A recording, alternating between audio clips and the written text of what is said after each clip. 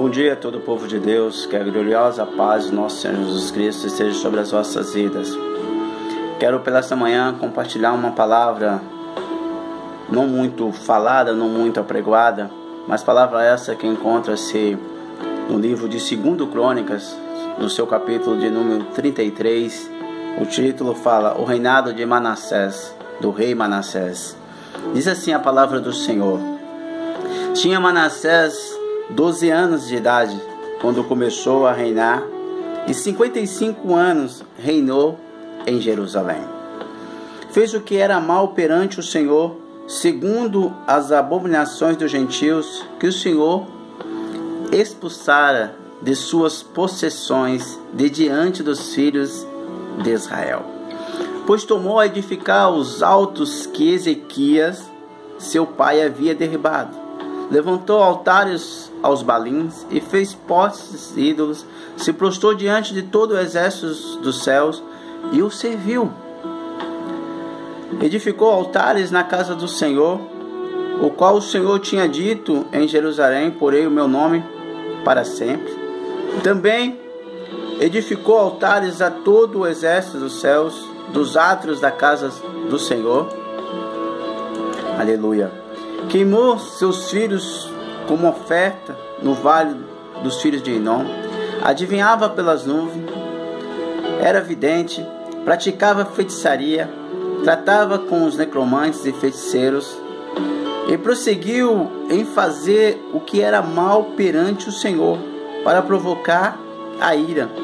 Também pôs imagens de esculturas do ídolo que tinha feito na casa de Deus, de que Deus dissera a Davi, a Salomão, seu filho: nesta casa em Jerusalém, que escolhi de todas as tribos de Israel, porei o meu nome para sempre, e não removerei mais o pé de Israel, da terra que destinei a seus pais, contanto que tenha cuidado de fazer tudo o que lhe tenho mandado, toda a lei, estatutos e os juízos dados por intermédio de Moisés. Manassés fez errar Judá e os moradores de Jerusalém, de maneira que fizeram pior do que as nações que o Senhor tinha destruído diante dos filhos de Israel. Falou o Senhor a Manassés e ao seu povo, porém não lhe deram ouvidos, pelo que o Senhor trouxe sobre eles príncipe dos exércitos do rei da Síria, os quais prenderam a Manassés com ganchos, amarraram-no com cadeias e o levaram a Babilônia. Ele, angustiado, suplicou ao Senhor, seu Deus, e muito se humilhou perante o Deus de seus pais. Último versículo. Fez-lhe oração e Deus se tornou favorável para com ele. Atendeu-lhe a súplica e o fez voltar para Jerusalém ao seu reino. Então reconheceu Manassés que o Senhor era Deus. Amém? Querido, palavra muito forte. Este contexto traz grandes lições para nós. Algo que devemos compartilhar, algo que devemos levar dia a dia. Quando eu olho para essa mensagem, eu vejo algo sobrenatural, vejo algo muito profundo, ao ponto que Deus, Ele ama os seus filhos de uma maneira incomparável, de uma maneira que não é vista hoje, nos dias de hoje, pelos homens de Deus, pelas mulheres de Deus. O tratamento, muitas das vezes, com um homem ou com uma mulher, é pelas suas doutrinas, é pelaquilo que achamos, é pelaquilo que acreditamos. E muitas das vezes nós não olhamos para a palavra de Deus. Nós não ajudamos essas pessoas como a palavra de Deus nos adverte, como a palavra de Deus nos ensina.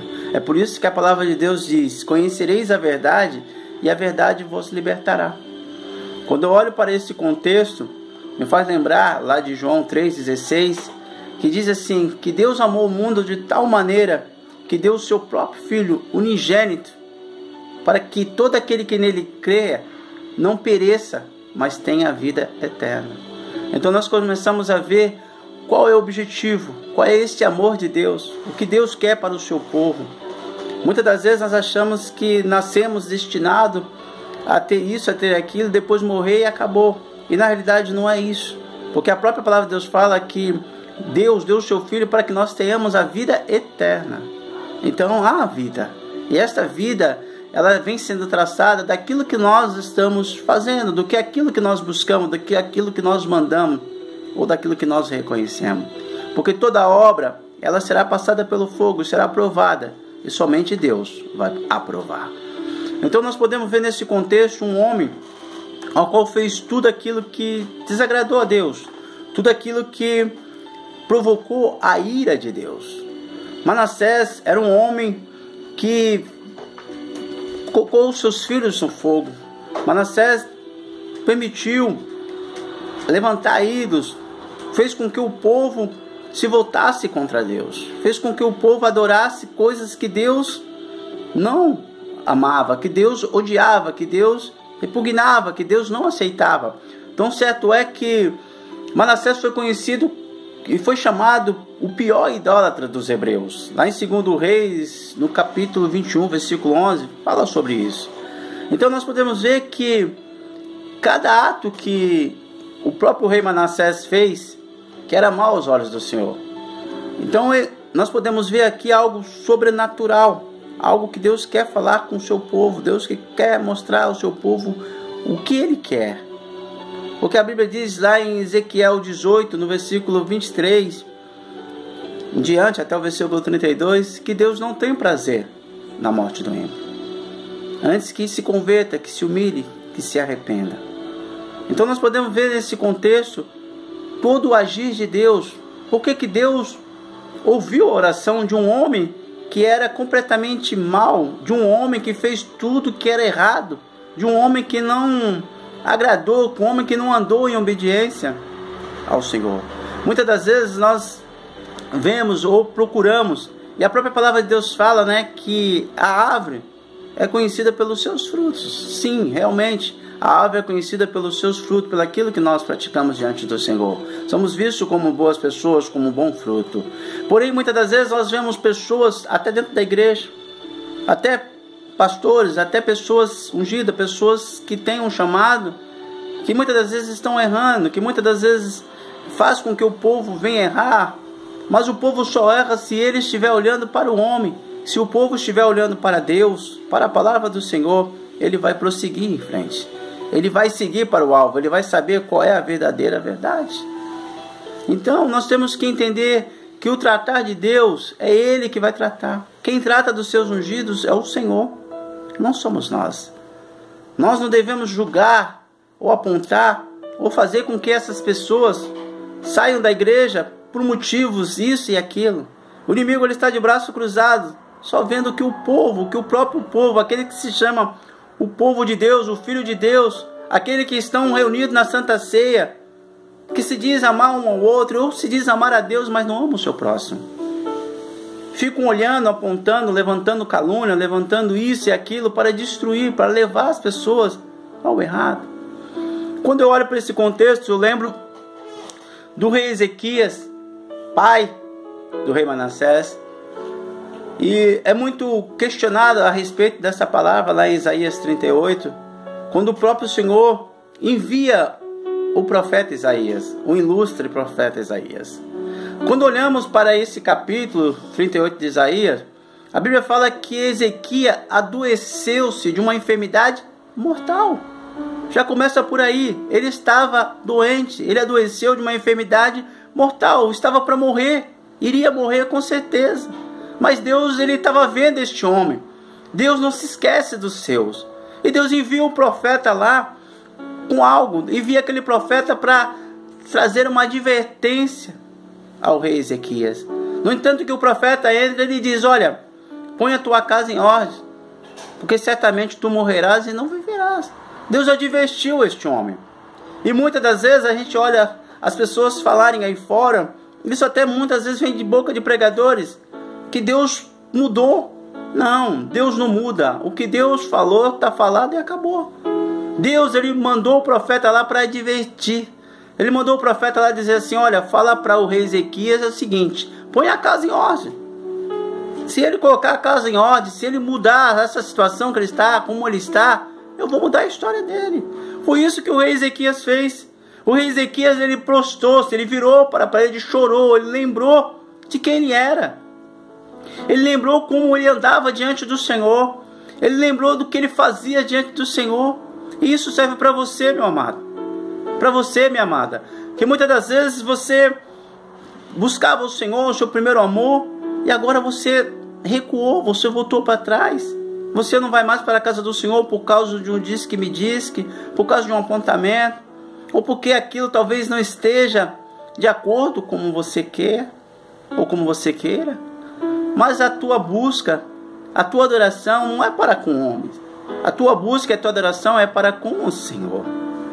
Vai, volta para a casa do Pai, dobre o seu joelho, louve, adore, fale em silêncio com o Senhor. Não ligue para o que as pessoas falam, para o que as pessoas levantam. Adora o Senhor, busca o Senhor. E aqui também me faz me lembrar, também uma palavra bem atrás, em 2 Samuel, capítulo 12, se eu não me falho, fala-se do rei Davi, fala de um profeta, o profeta Natã. A Bíblia diz que Davi era o amado de Deus, o escolhido do Senhor, mas Davi, ele cometeu o erro, cometeu o pecado premeditado, cometeu um pecado de assassinato, um pecado de adultério, pecado esses que eram para ser julgados de maneira rigorosas. E aí é que a gente pode entender, mas Deus, ele não muda, e por que ele mudou? Não, Deus não mudou.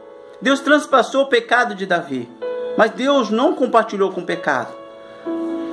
O que aconteceu sobre a vida de Davi é que as consequências vieram, e todos conhecem a passagem, viu as consequências que vieram sobre a vida deste homem. No entanto, quando o profeta fala para ele, conta uma parábola e vê em Davi, e quando Davi percebe essa parábola, ele fala, olha, tão certo como vive Deus, que esse homem é digno de morte. Davi sabia o que era certo e o que era errado, mas de repente o profeta diz assim, tu és este homem. Quando Davi ouve isso, Davi, ele rasga seu vestido, Davi tira a coroa, e Davi diz, eu não sou digno de ser rei. Davi se humilha, Davi se quebra diante do Senhor, e Deus o perdoa, Deus transpassa o seu pecado. Porém, Deus fala através da boca do profeta e diz assim, olha, o filho que vai te nascer não viverá. Aí é um decreto. Aí Deus falou, acabou. No entanto, que Davi, ele foi jejuar, ele buscou a face do Senhor, tentando fazer com que Deus mudasse, mas Deus não muda. O jejum não é para mudar Deus, o jejum é para mudar você. O jejum é para quebrar você, tirar você da carne, tirar você daquilo que você acha que tem que ser do seu jeito, e não é do seu jeito, é do jeito do Senhor. Então nós olhamos para esse contexto, palavras que vêm mostrando para que a gente venha entender o que realmente Deus quer. E nós precisamos acordar para os dias de hoje. As igrejas estão cheias de pessoas que estão olhando para o lado. Estão cheias de pessoas que não conseguem discernir, como o povo de Nínive. Não conseguem discernir o que é a mão esquerda, a mão direita, não conseguem discernir. Não conseguem ouvir a voz de Deus. Estão dentro da igreja, olhando para um, olhando para outro, procurando alguma coisa para que possa ser lançada no Facebook ou no WhatsApp, ou seja lá qual for a rede social. Espero que você possa usar a sua rede social com coisas que venham trazer palavras, que venham modificar, palavras que venham trazer bênção para o seu irmão, para aqueles que estão vendo. A igreja não pode ser tratada como qualquer lugar. A igreja tem que ser tratada como um lugar separado, como um lugar onde Deus muda a história. As pessoas podem errar, as pessoas podem falhar, as pessoas podem cometer erro, mas nós temos que olhar para essas pessoas e acreditar que Deus pode mudar a história dele, assim como Deus mudou a história de Davi, assim como Deus mudou a história do rei Ezequias, e assim como Deus mudou a história do rei Manassés, um dos piores, 14º rei de Judá. Dos 20 ele foi tratado como um dos piores reis. Mas nós podemos ver o que esse homem perdeu, quais foram as consequências que ele teve na vida dele, aonde ele perdeu as suas riquezas, a sua posição social, a sua vaidade. A Bíblia diz que ele foi levado preso. Deus permitiu que o rei da Síria viesse e levasse ele. A Bíblia diz que ele foi preso em cadeias de bronze, foi preso pelo nariz. Esse homem foi humilhado, esse homem estava numa situação muito difícil. Era um homem que era considerado o pior de todos. Fez coisas que aborreceu ao Senhor. No entanto, este homem orou. No entanto, esse homem buscou a face dourada do Senhor. E Deus perdoou. Deus fez com que ele voltasse. Deus poderia ter perdoado, ter levantado outro rei, mas Deus fez ele voltar a Judá como rei. E a Bíblia diz que esse homem mudou toda a história de Judá. Esse homem, tudo aquilo que ele fez, ele derribou, ele destruiu, ele edificou, ele mudou. Volta, meu irmão. Volta para o primeiro amor. Volta para o Pai. Assim como diz lá em Lucas, se eu não me engano, 15, que fala sobre o filho pródigo. Fala de um filho que deixou a casa do pai e foi tentar a vida lá fora, foi fazer o que ele queria, o que ele almejava, o que ele desejava. E a Bíblia diz que este homem, ele perdeu tudo. Ao ponto que ele foi procurar um trabalho e não encontrava. O trabalho que ele encontrou era para tomar conta de porcos. E o salário dele era um salário de um jornaleiro, quer dizer, ele não ganhava por dia, ele tinha que trabalhar todo aquele tempo para depois ganhar um salário. A Bíblia diz que este homem desejou comer as bolotas, comidas que eram dadas aos porcos. A situação desse homem foi decadente, foi humilhante. Um homem que tinha tudo, um homem que estava na casa do pai e tinha tudo. Mas esse homem lembrou do pai. Lembra do teu primeiro amor. Volte para o Pai. Volte para Deus. Deus está te aguardando. Deus está te esperando, meu irmão, minha irmã. Não liga para que as pessoas estão falando. Deixa quem quiser falar, falar. Quem te ama é Deus. Ele tem algo na sua vida para realizar e Ele vai realizar. Não importa o que as pessoas acham, o que as pessoas pensam. Creia no Senhor. Volta para a casa do Pai. Então nós podemos dizer que esse filho, ele lembrou do pai. A Bíblia não relata quanto tempo se dera ou quanto tempo ele ficara fora. Mas me chama muita atenção que quando esse menino lembra do pai, ele volta para o pai. E a Bíblia relata que o pai o esperava. Eu não sei quanto tempo. Se 1 mês, se 2 meses, se 3 meses. Se é o tempo que o dinheiro foi embora. Mas o pai estava lá esperando ele. Às vezes o pai acordava de manhã e olhava e nada. À tarde, à noite chegava e o pai ficava olhando para ver se o filho ia aparecer e nada. Talvez ele até orientava os seus empregados, falando: olha, fica atento aí que de repente meu filho pode voltar. Mas e nada. De repente ele olha um belo dia e lá vem o filho, se humilhando perante o pai, falando que o pai aceitasse ele até mesmo como empregado, aceitasse ele até como um dos seus empregados. Mas não foi isso que o pai fez.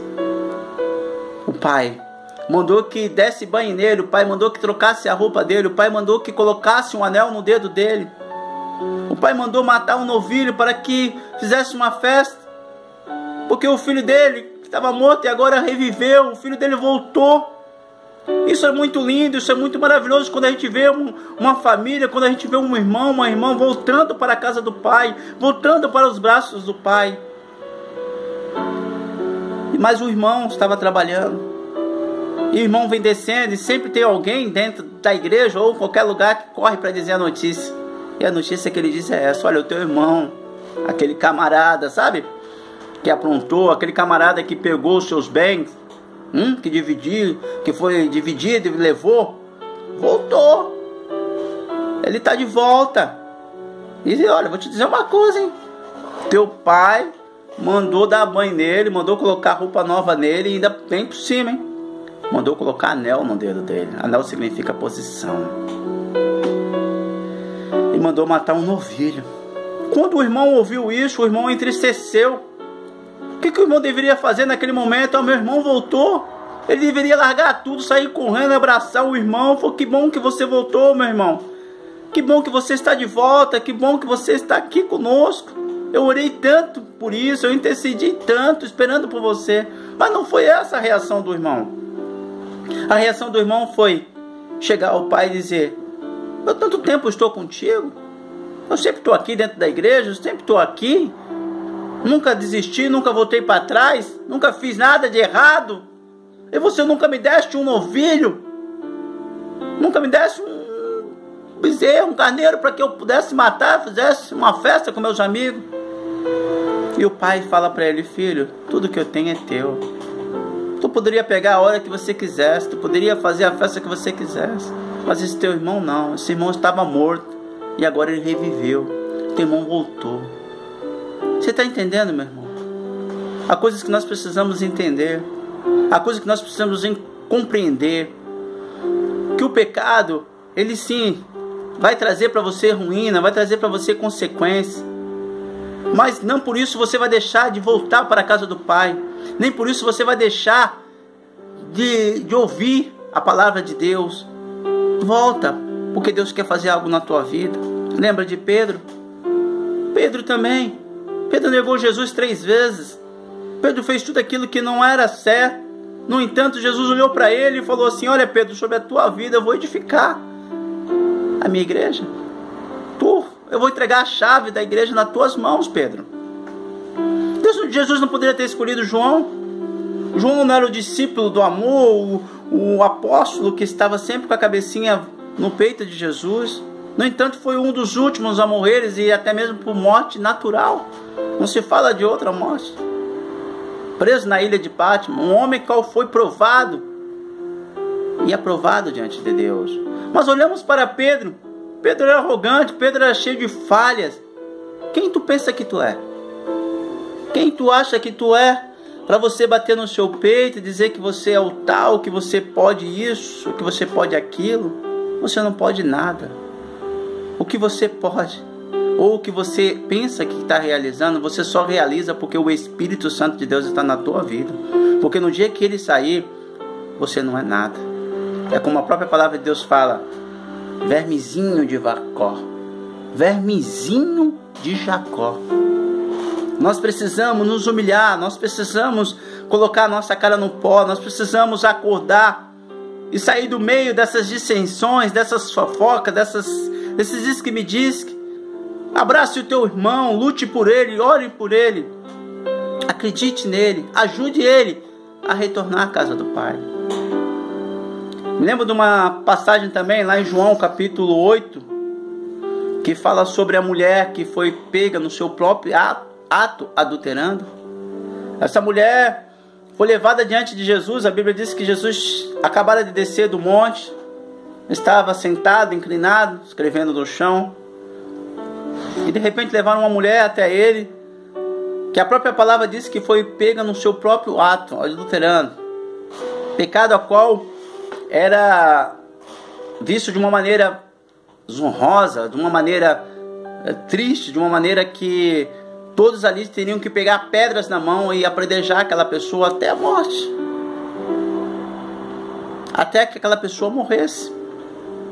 A Bíblia diz que levaram ela diante do Senhor já com pedras na mão.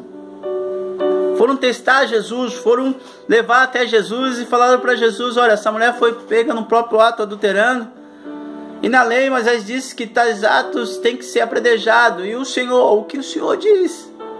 Aí é que nós podemos ver que olha como que Deus é tremendo. Olha como o próprio Senhor Jesus é tremendo, é maravilhoso. Ele sabe como tratar, ele sabe como entrar, ele sabe como sair.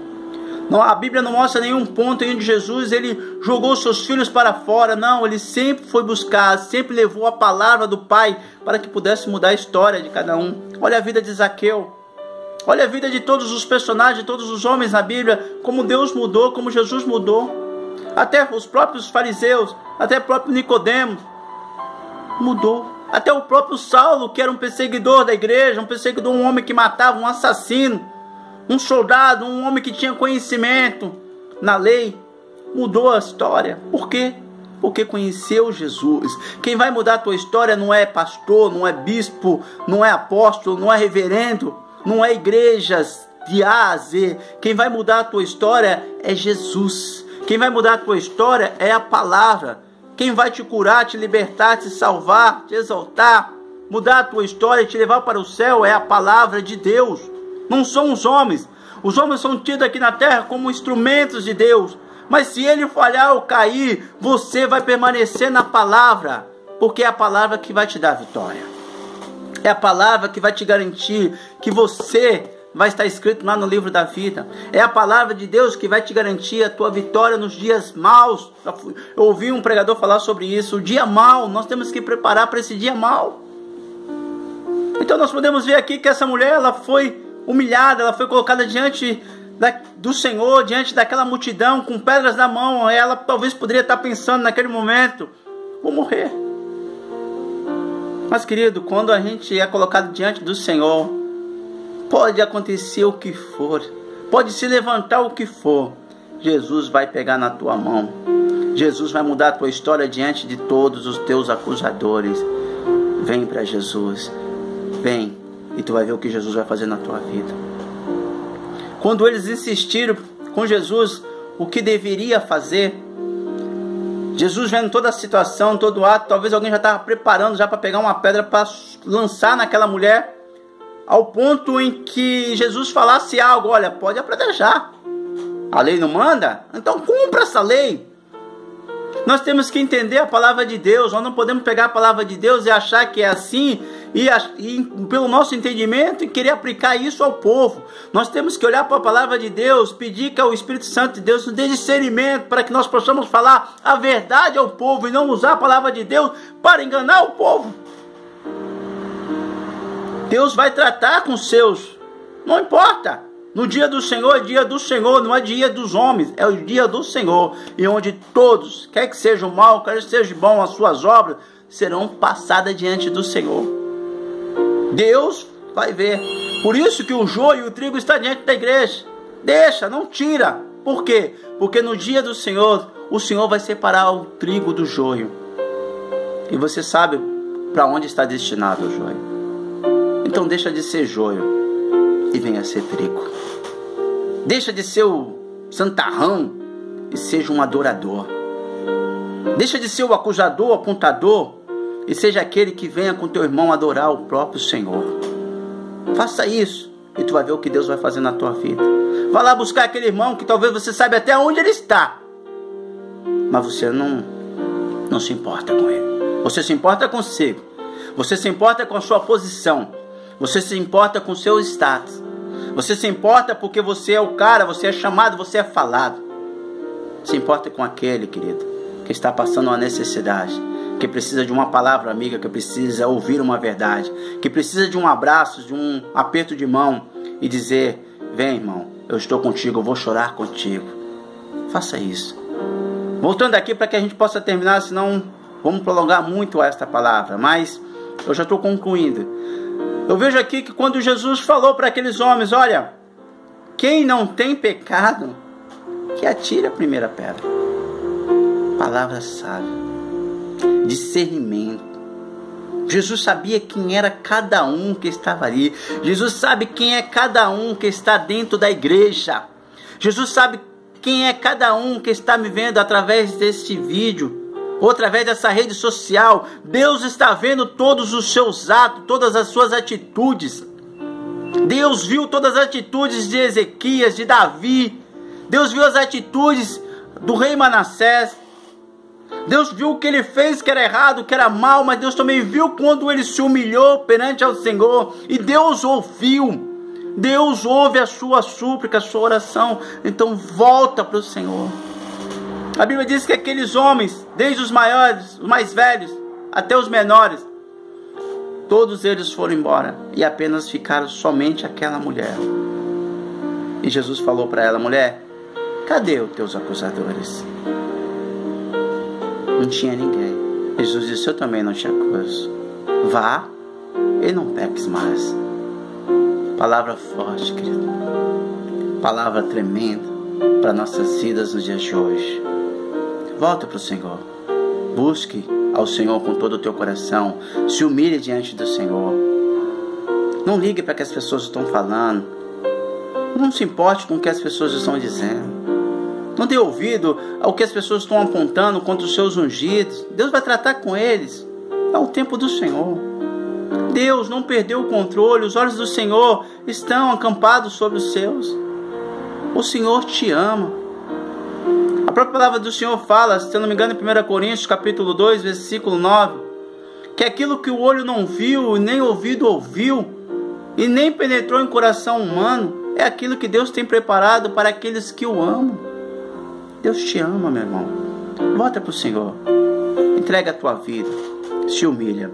E Deus fará coisas grandes na sua vida. Que Deus abençoe a todos. Que a gloriosa paz do Senhor Jesus esteja sobre as vossas vidas. Amém. Em nome do Senhor Jesus. Muito obrigado. Amém.